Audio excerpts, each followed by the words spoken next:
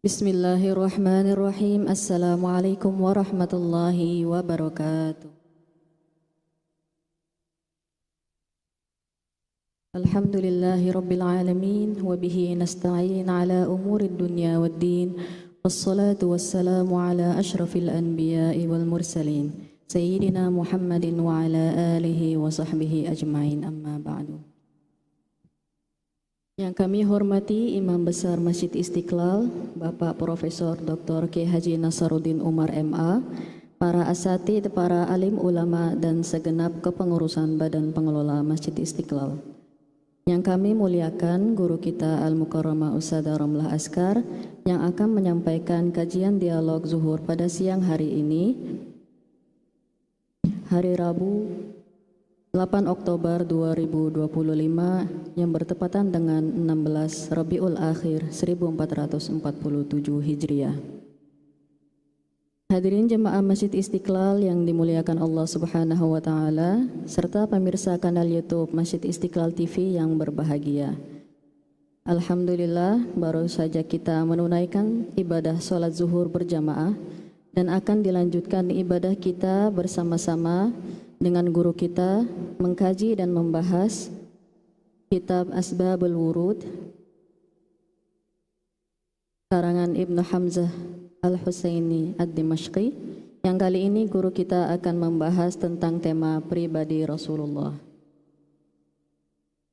Jemaah Masjid Istiqlal, mari kita bersama-sama mengikuti kajian ini bersama guru kita Al-Mukarramah Ustadzah Ramlah Askar, yang diawali dengan penyampaian materi dan sisa waktunya akan kita gunakan untuk dialog dan tanya jawab.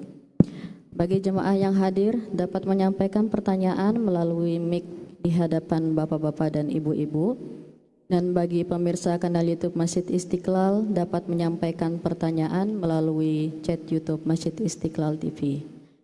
Demikian, marilah kita bersama-sama membuka kajian ini dengan membaca Ummul Quran dengan niatan i'tikaf dan thalabul ilmi. Ala hadhihi niyyah wa likulli niyatin salihah ila hadratin nabiyil mustafa Sayyidina wa maulana Muhammad sallallahu alaihi wasallam. Al-Fatihah.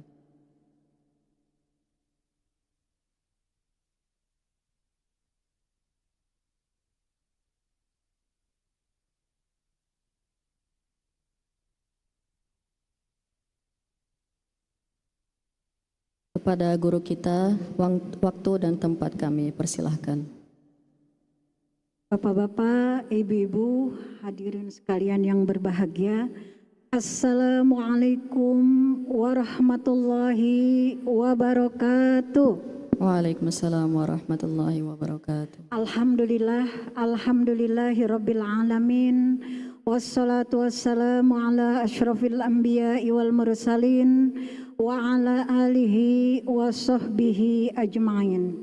Rabbi syrah li sadri wa yassir li amri wahlul 'uqdatam min lisani yafqahu qawli. Allahumma la sahla illa ma ja'altahu sahla wa anta taj'alus sa'ba idza syi'ta sahla fal 'aqibatul muttaqin fala udwana illa 'alal zalimin. Amma ba'du. Alhamdulillah, puji syukur kehadirat Allah Subhanahu wa taala yang mana pada siang hari ini kita dapat melanjutkan kajian kita, yaitu kitab Asbabul Wurud karangan Imam Al-Husaini Ad-Dimashqi, yang sudah sampai kepada hadis yang ke-229, yaitu tentang pribadi Rasulullah sallallahu alaihi wasallam. Qala Rasulullah sallallahu alaihi wasallam, isquni mimma yashrabu minhun nas. Artinya, berilah aku minum dari air yang biasa diminum orang. Hadis ini diriwayatkan oleh Abu Daud dari Ibnu Abbas. Adapun sababul wurud, jadi mengapa Nabi mengatakan perkataan atau hadis di atas?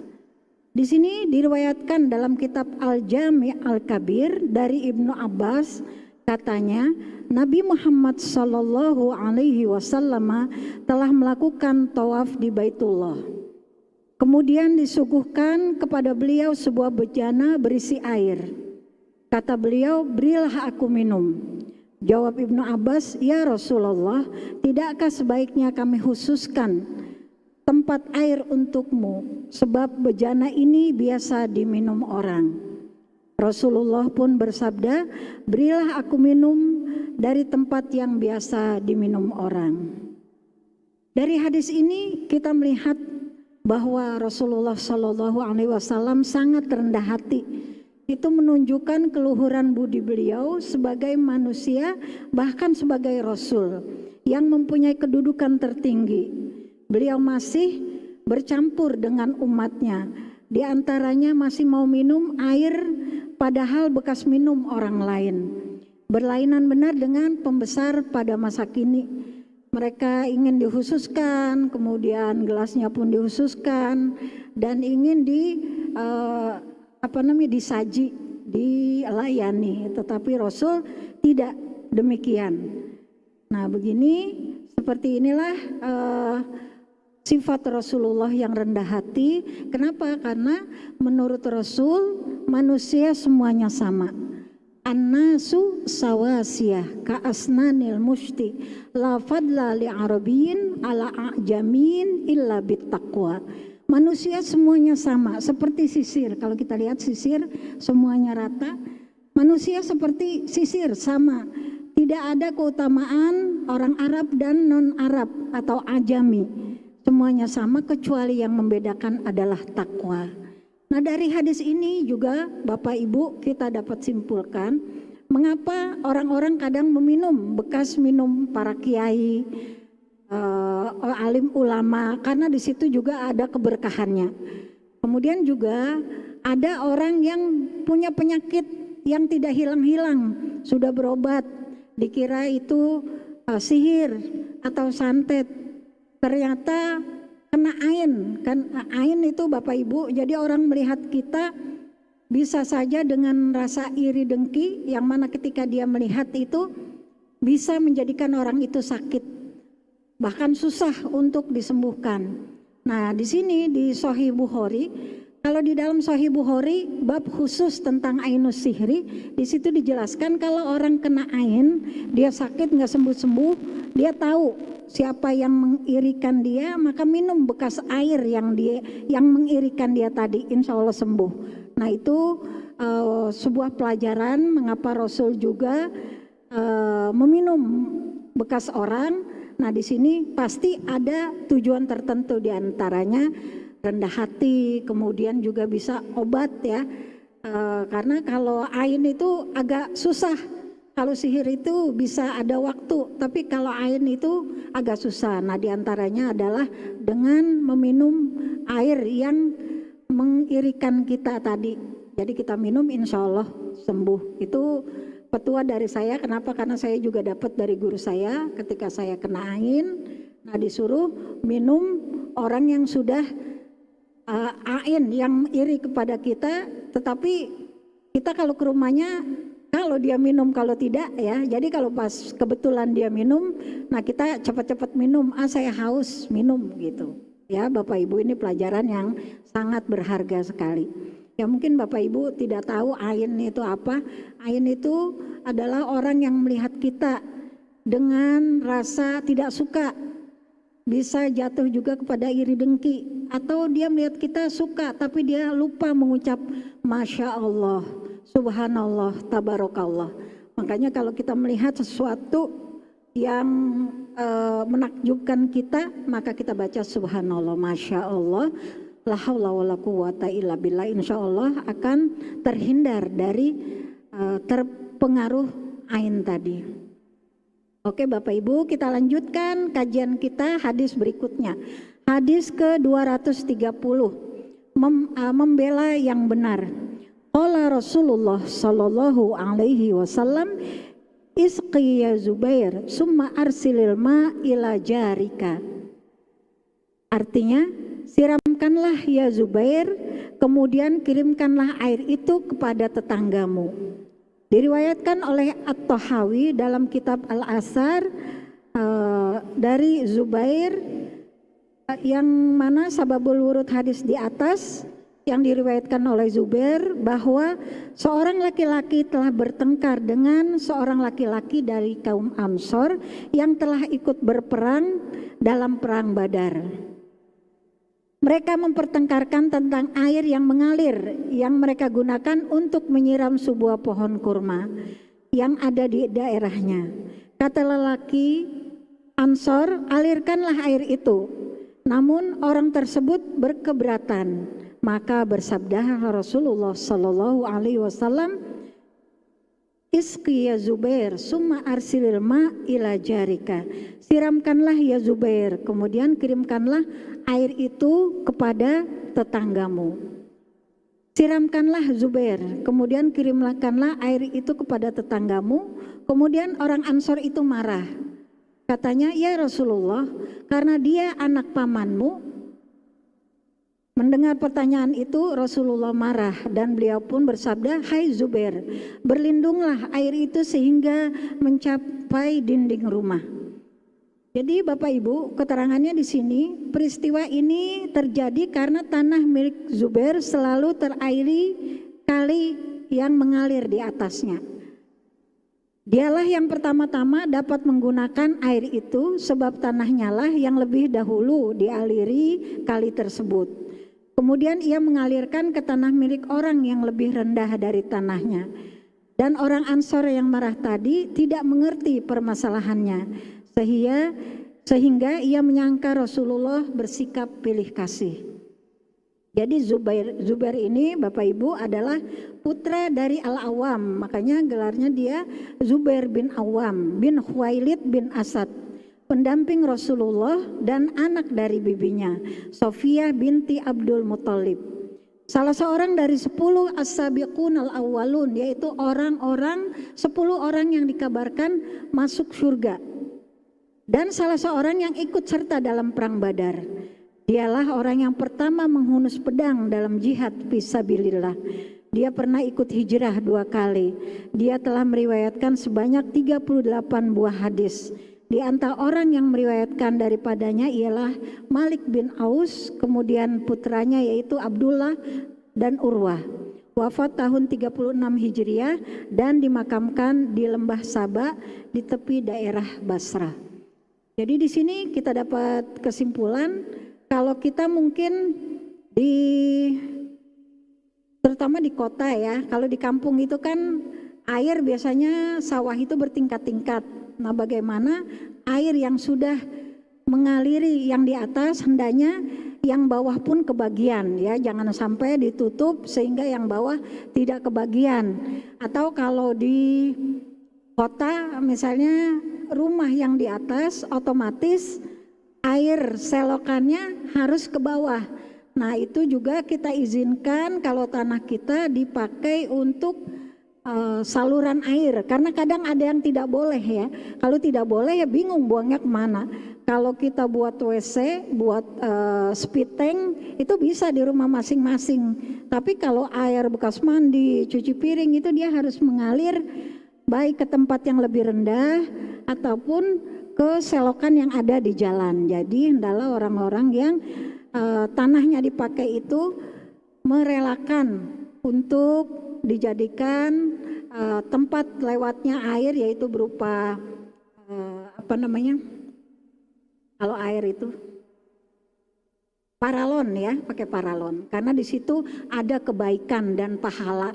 Kita telah memberikan sesuatu yang baik untuk umat Islam, tetangga kita. Dengan demikian kita akan mendapat pahala, karena itu kalau kita berikan sama juga dengan kita mewakafkan tanah kita untuk air lewat, dan itu pahalanya sangat besar. Kenapa? Karena untuk kesejahteraan kita semua. Yang kelihatannya kita rugi karena dilewati, tapi dari sisi lain kita dapat pahala di sisi Allah Subhanahu wa taala karena memberikan kemudahan kepada tetangga kita ya. Tetangga kita itu Jibril mengatakan Nabi mengatakan Jibril selalu mewasiatkan kepadaku untuk berbuat baik kepada tetangga, sampai saya kira tetangga itu dapat warisan. Karena hadis-hadisnya banyak Bapak Ibu. agar kita berbuat baik kepada tetangga, memudahkan jalan, memberikan jalan dan lain sebagainya. Maka Nabi sampai sempat bilang seperti itu. Artinya tetangga adalah orang yang paling dekat dengan kita. Kalau kita ada apa-apa, merekalah yang menolong kita terlebih dahulu. Kemudian kita lanjut kepada hadis yang berikutnya. Hadis ke-231, amal sedikit yang besar pahalanya. Qala Rasulullah sallallahu alaihi wasallam, aslim summa qatil. Masuk Islamlah, kemudian berperanglah. Ya, hadis ini diriwayatkan oleh Imam Al-Bukhari dari sahabat yang bernama Mughirah bin Azib. Adapun sababul wurud, mengapa Nabi mengatakan hadis seperti di atas? Telah datang menemui Rasulullah seorang laki-laki berbaju besi. Katanya, ya Rasulullah, apakah aku berperang dulu kemudian baru masuk Islam? Jawab Rasulullah, masuk Islamlah kemudian berperang. Maka orang itu menyatakan Islamnya, kemudian loncat ke medan perang dan terbunuh. Rasulullah bersabda, dia telah beramal yang sedikit namun diberi pahala yang sangat banyak. Apa itu pahala? Apa itu amal yang sangat sedikit? Dia di sini masuk Islam, kemudian dia berperang. Nah, disitulah dia mendapatkan pahala. Jadi sebelum dia berperang dia sudah masuk Islam dulu. Coba sebelum masuk Islam dia berperang dulu, berarti dia bukan tercatat orang yang Muslim. Tapi setelah dia Muslim kemudian berperang, walaupun hanya sekali saja dia berperang, itu merupakan amal yang terbaik untuk dirinya setelah ia hidup di kemudian hari.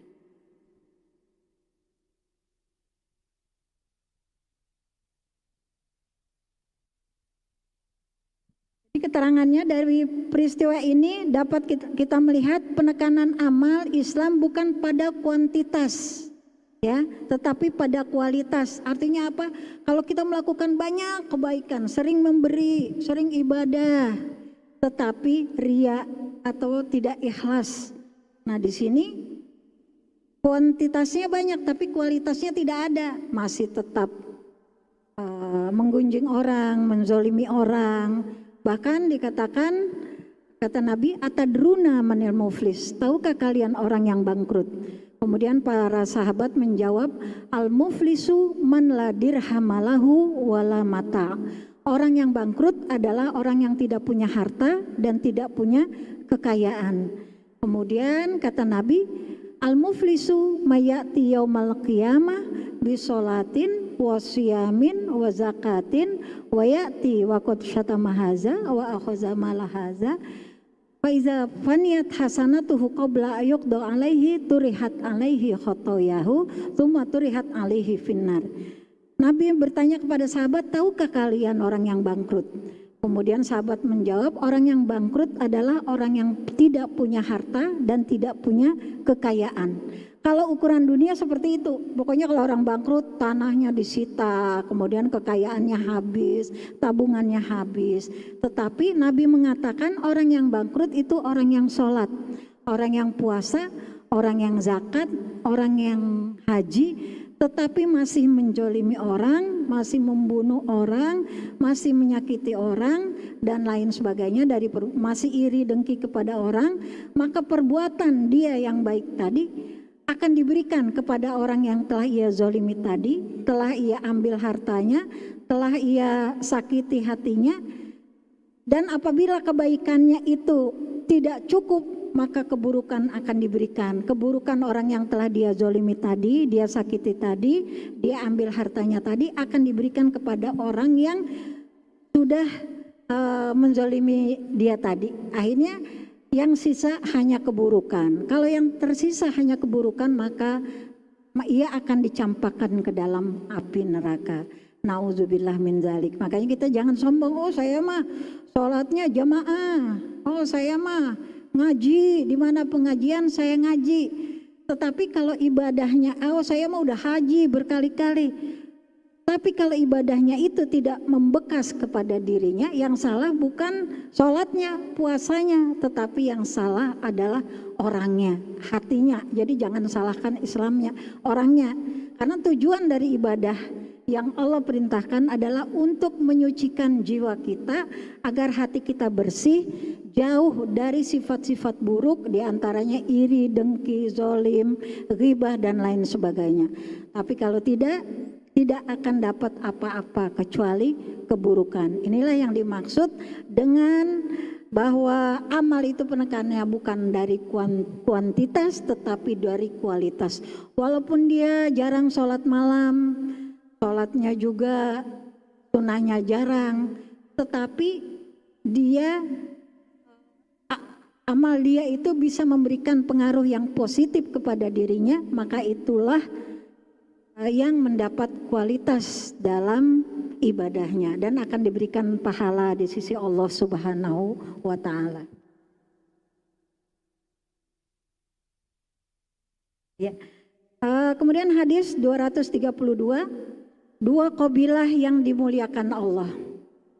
Qala Rasulullah sallallahu alaihi wasallam, aslama salamahallah wa ghifaru ghafarallahu laha. Amma wallahi ma ana qultuhu walakinallaha qalahu. Artinya, aslam, Allah telah memberikan kedamaian kepadanya. Ghifar, Allah telah memberikan ampunan kepadanya. Demi Allah, bukan aku yang mengatakannya. Demi Allah, bukan aku yang mengatakannya, tetapi Allah telah mengatakannya. Hadis ini diriwayatkan oleh Imam Ahmad, Imam At-Tabrani, dan Al-Hakim dari Salamah bin Aqwa. Adapun sababul wurud diriwayatkan di dalam hadis Hasyiatul Alqamah yang dinukil oleh Muhammad bin Yusuf Asy-Syami dalam kitab sirahnya, bahwa Ibnu Sa'ad telah berkata, ketika Umar bin Ahsan datang kepada jamaahnya dari kabilah Al-Aslam, mereka berkata, kami telah berfirman kepada Allah dan Rasulnya, dan kami mengikuti jejakmu. Berilah kami di sisimu tempat di mana orang Arab nanti tahu keutamaan kami. Sebab kami saudaranya kaum Ansor, dan kami akan tetap setia kepadamu di waktu susah dan di waktu senang. Maka bersabdalah Rasulullah hadis yang di atas, yaitu bahwa aslam, Allah memberikan kedamaian, ghifar, Allah telah memberikan ampunan kepadanya.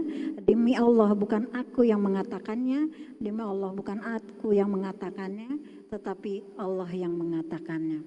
Jadi Bapak Ibu, aslam di sini adalah nama qabilah, yaitu qabilah Ibnu Khuza'ah yang telah menyatakan keislamannya dan Allah menyelamatkannya dan memberikan kedamaian kepada mereka. Sedangkan Ghifar adalah qabilah dari Kinanah yang juga telah masuk ke dalam Islam. Oleh sebab itu Rasulullah melindungi mereka dan mereka mendapat kemuliaan Allah yang diberitakan dan disampaikan sehingga para sahabat lain mengetahui hak dan kedudukan mereka. Jadi Salamah bin Aqwa bin Amr bin Aqwa As-Salami Abu Muslim bin Al-Madani adalah seorang sahabat yang telah turut mengucapkan baiat di bawah sebatang pohon kepada Rasulullah. Dia seorang pemberani, pemanah ulung dan penunggang kuda yang mahir. Wafat tahun 74 Hijriah, meriwayatkan hadis sebanyak 77 buah hadis.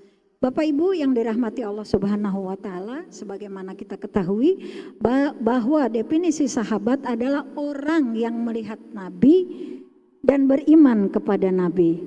Tetapi walaupun dia hidup bersama Nabi, beriman kepada Nabi, tapi belum melihat Nabi, maka dia tidak dimasukkan ke dalam kategori sahabat.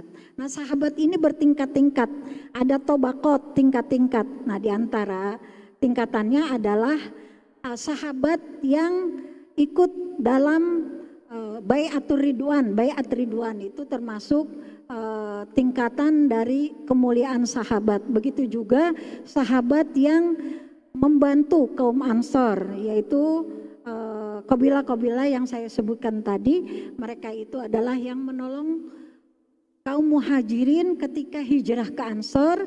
Itu juga termasuk dalam tabaqat para sahabat yang dimuliakan oleh Allah Subhanahu wa taala. Itu bisa dibaca dalam kitab Sirah, Sirah An-Nabawiyah.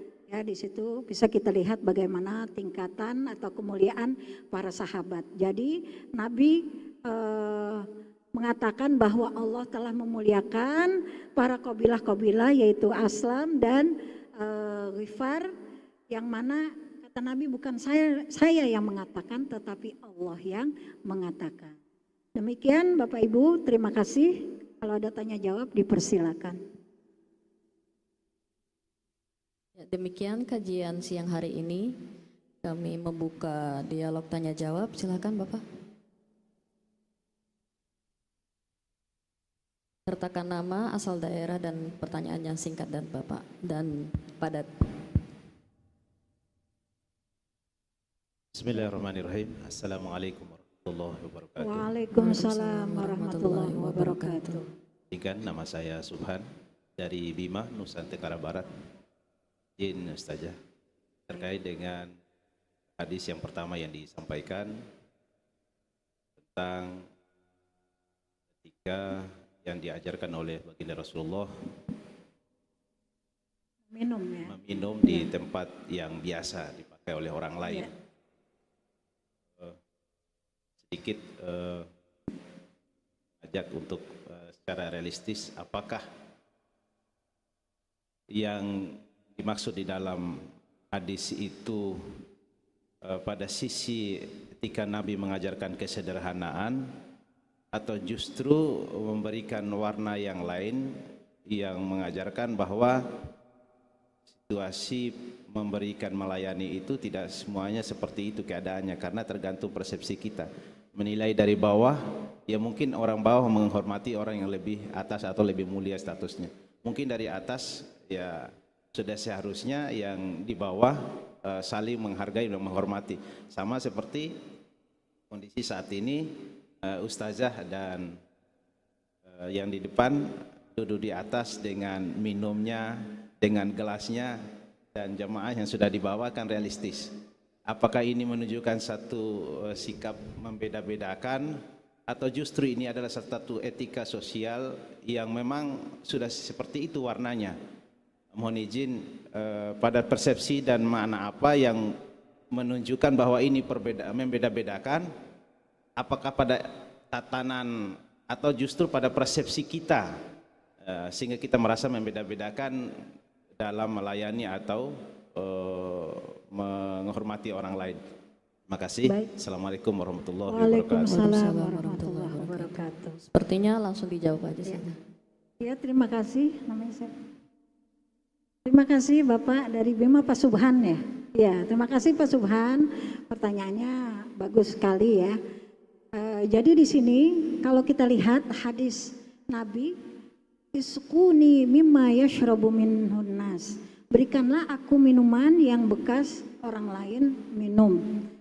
Apakah ini termasuk wajib atau seperti apa? Karena kenyataannya sekarang air yang saya minum ya, sebagai ustazah di sini diberikan khusus untuk saya, sementara Bapak Ibu tidak minum, bahkan tidak minum. Apakah ini membeda-bedakan? Apakah semuanya harus diberi minum atau seperti apa?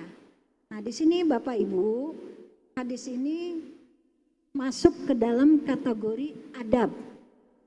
Adab ya. Nah, adab itu tidak semua wajib kita amalkan. Kenapa? Contoh misalnya Nabi makan. Nabi kalau makan dengan 2 jari ya, Nabi makan dengan 2 jari. Kalau kita orang Indonesia makan dengan 2 jari, mungkin kapan rapinya? Kenapa? Karena kalau orang Arab itu makannya roti, karena saya kuliah 15 tahun di luar negeri, Mesir, Pakistan, Malaysia, saya udah terbiasa makan roti dengan sayur dan tidak pakai seperti Nabi gitulah. Kita sobek, kita cocok. Nah, apakah kita pakai tangan itu apakah kita makan tidak pakai 2 jari seperti yang kita lakukan misalnya makan nasi padang pasti 5 jari ya, 3 jari ya, 3 jari atau pakai sendok atau makan stick pakai pisau. Oh, bukan digigit aja langsung gitu pakai pisau. Ini ajaran Yahudi atau mana gitu. Sebenarnya itu disesuaikan saja dengan keadaan. Jadi tidak ada sifat yang memaksakan. Adapun yang saya bilang tadi, keutamaannya kadang kita lihat santri itu kadang rebutan bekas minum Pak Kiai misalnya.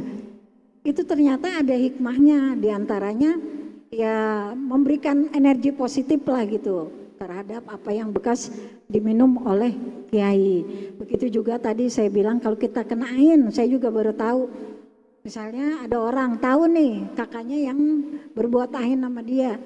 Katanya kalau mau sembuh datang ke rumahnya minum air bekas dia. Ya kalau dia lagi minum, kalau enggak kan kita gimana minta suruh dia minum, kita minum ketahuan ya. Jadi intinya hadis ini hanya Nabi ingin menunjukkan bahwa Nabi itu rendah diri, enggak pengen dilayan, memang begitu Nabi ya. Jadi kayak saya bukan berarti saya di sini saya bilang ke panitia tolong siapin air, enggak, tapi mereka udah tahu kalau ustazah itu dia capek pasti diberikan. Ini kan penghormatan ya, penghormatan kepada guru lah gitu untuk menghilangkan hausnya. Jadi Bapak Ibu seperti adab-adab Nabi, misalnya Nabi jenggot ya. Kalau bukan berarti kita yang tidak berjenggot itu berdosa, tidak ya. Ada yang mengatakan berdosa karena tidak mengikuti sunnah Nabi. Sebenarnya ada sunnah-sunnah Nabi yang memang wajib kita ikuti. Di antaranya sunnah Nabi sholat 5 waktu itu wajib karena wajib bagi Nabi, wajib bagi kita. Adapun kalau baju, misalnya Nabi pakai jubah, kenapa kita orang Indonesia pakai kaos? Bahkan kalau hari Jumat pakai baju koko, padahal baju koko itu pakaian orang Cina ya. Sekarang udah jadi kostum kita sebagai seorang Muslim. Apakah itu tasyabuh dengan Yahudi? Nah, jawabannya tidak. Jadi esensinya di situ yang penting kita menutup aurat. Bentuknya seperti apa? Bapak Ibu kalau melihat tukang di Mesir, di Pakistan itu mereka masang bata, bikin rumah itu pakai baju jubah gitu. Ya walaupun ada yang pakai celana di dalamnya, cuma kalau kita kan ribet, gimana ya?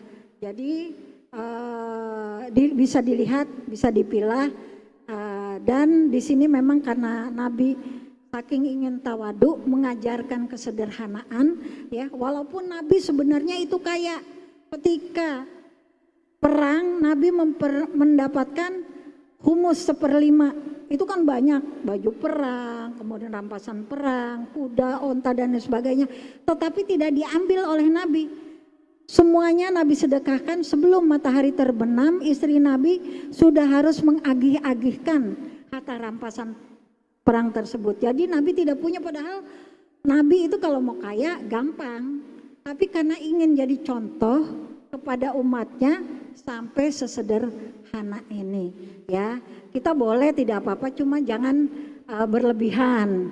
Gelasnya harus dari emas, dari perak seperti raja-raja. Nah kalau sekedar pakai gelas sudah biasa gitu. Jadi tidak membeda-bedakan ya. Mudah-mudahan bisa diterima Bapak. Iya sama. Terima kasih atas pertanyaannya. Selanjutnya apakah ada pertanyaan lain? Dipersilakan. Ya, silakan. Silakan Pak. Silakan Pak. Sertakan nama, asal daerah dan pertanyaannya Bapak.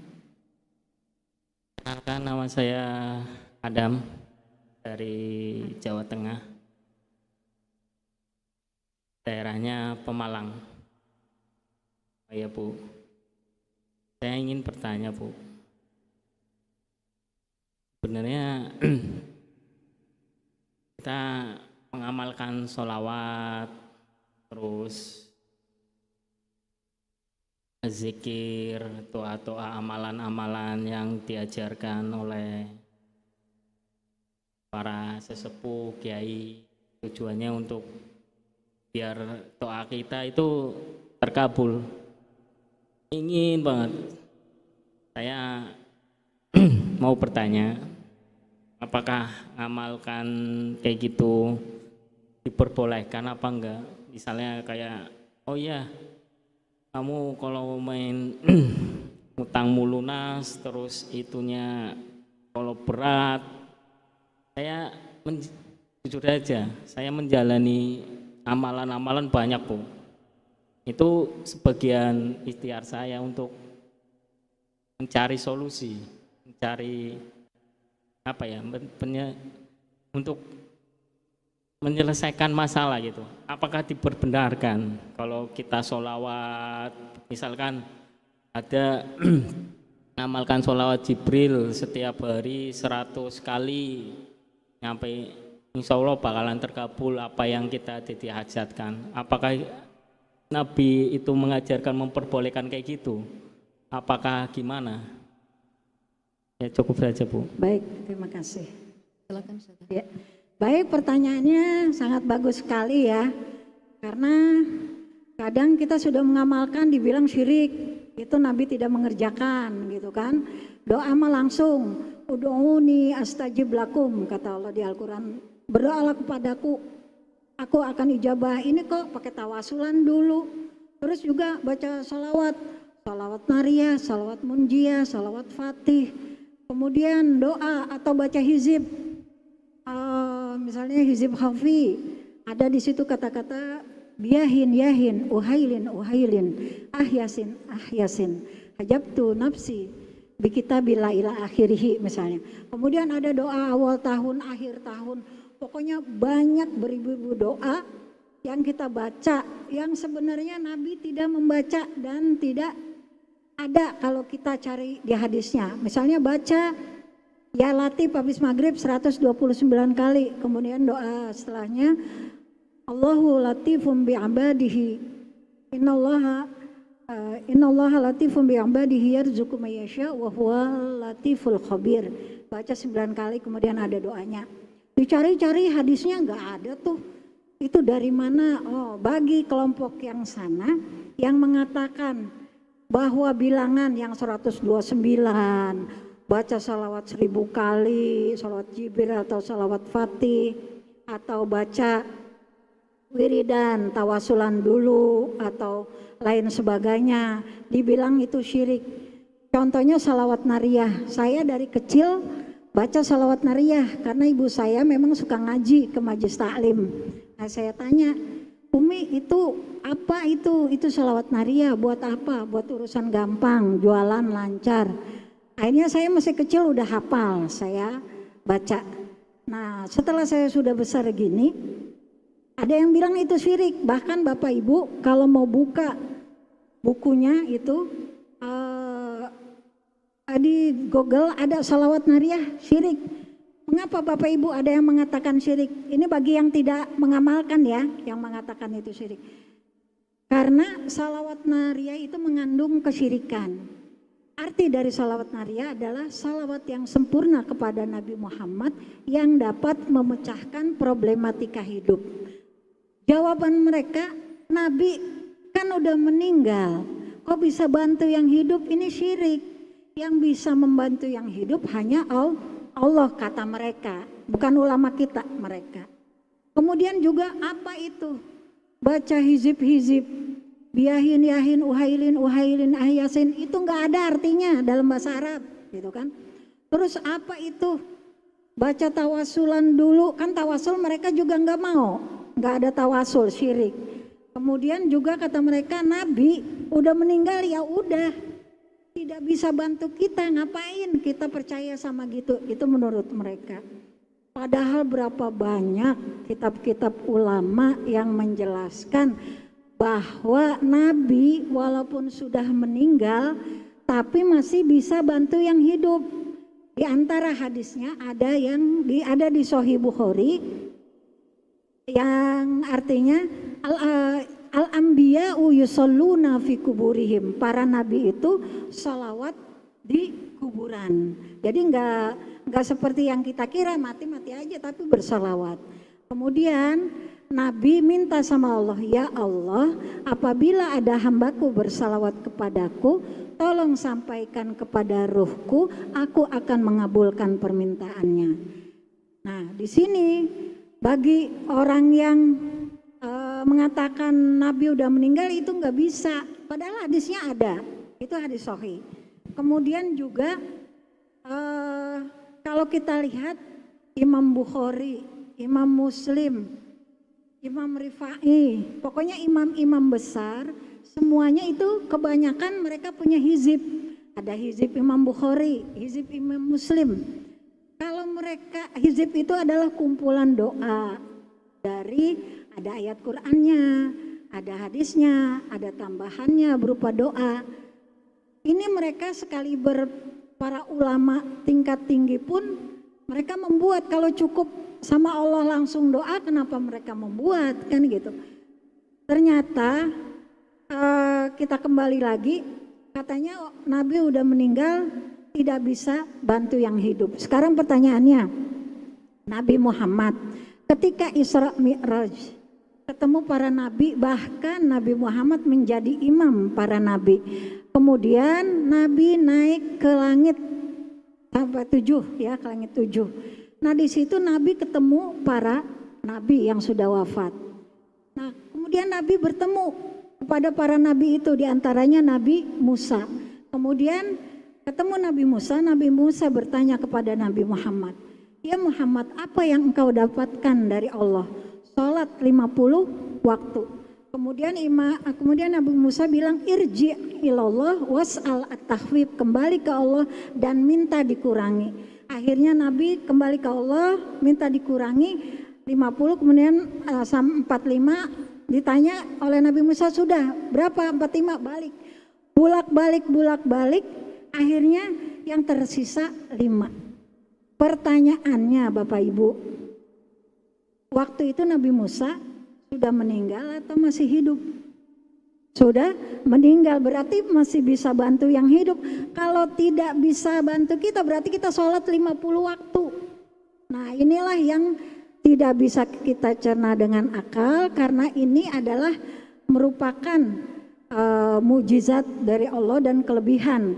Misalnya Nabi bisa bicara dengan pohon. Kalau kita sekarang ada orang bicara dengan pohon, dibilang orang stres, ODJ. Tapi Nabi Muhammad, pohon bisa ngomong, ya, binatang bisa ngomong. Jadi jangan, atau para ulama, misalnya Imam Ahmad itu adalah ketua dari mazhab Hambali. Dia itu hafal 1 juta hadis, ya, hafal 1 juta hadis. Kemudian jin itu takut, dengan terompahnya aja takut. Kenapa? Karena dia bisa lintas alam. Ya, kalau saya nggak bisa melihat lintas alam, tapi ada orang yang diberikan kelebihan oleh Allah bisa lintas alam. Ya, jadi ini yang harus kita akui.